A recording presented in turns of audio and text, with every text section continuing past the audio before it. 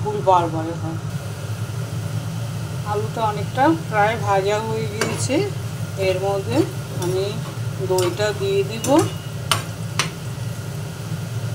বেশি সময় লাগে না, তাতেই হয়ে যায়। দেখুন ভাজাও হয়ে গেছে একদম। এর মধ্যে যেহেতু দই পাস্তা করছি দেখে এই জন্য দইটা এর মধ্যে দিয়ে দিচ্ছি ভাজাটার মধ্যে।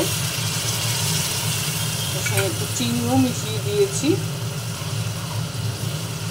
হলুদ দিইনি, কারণ হলুদ দিলে রঙটা আলাদা লাগবে, এর জন্য হলুদটা দেওয়া হয়নি।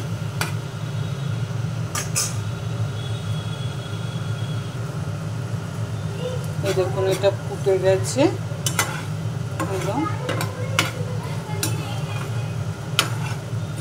এবার আমি পাস্তাটা এর মধ্যে মিশিয়ে দিচ্ছি। দইটা আগে দিয়ে দিয়েছি একটু আগে, এবার পাস্তাটা দিয়ে দেবো। দু রকম পাস্তা মেশানো আছে, এটাকে বলে পাস্তা দই। আপনারা তো দুধ দিয়ে পাস্তা খেয়েছেন, এটা নাই, অন্য টাইপের হলো একটু দই পাস্তা।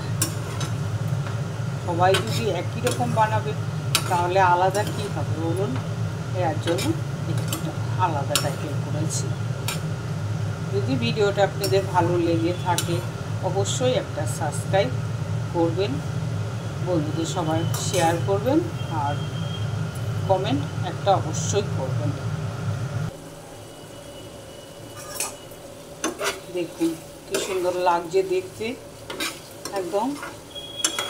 আমি একটু এর মধ্যে গরম মশলা দিব, দিলে পরে কি, আজকে যেহেতু মঙ্গলবার, আজকে আমাদের নিরামিষ আছে, এর জন্য একটু গরম মশলা এর মধ্যে দিয়ে দিচ্ছি। টেস্টটা খুব ভালো লাগবে খেতে, তার জন্য।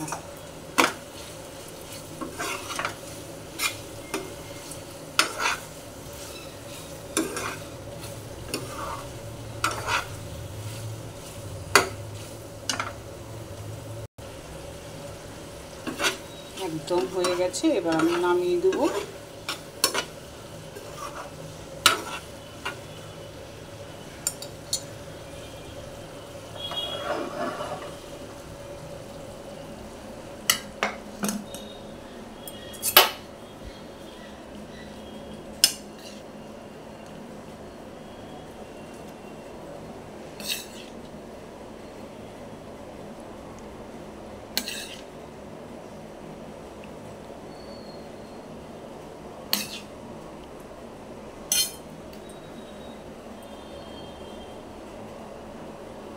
ভিডিওটা যদি ভালো লেগে থাকে অবশ্যই একটা সাবস্ক্রাইব করবেন আপনারা।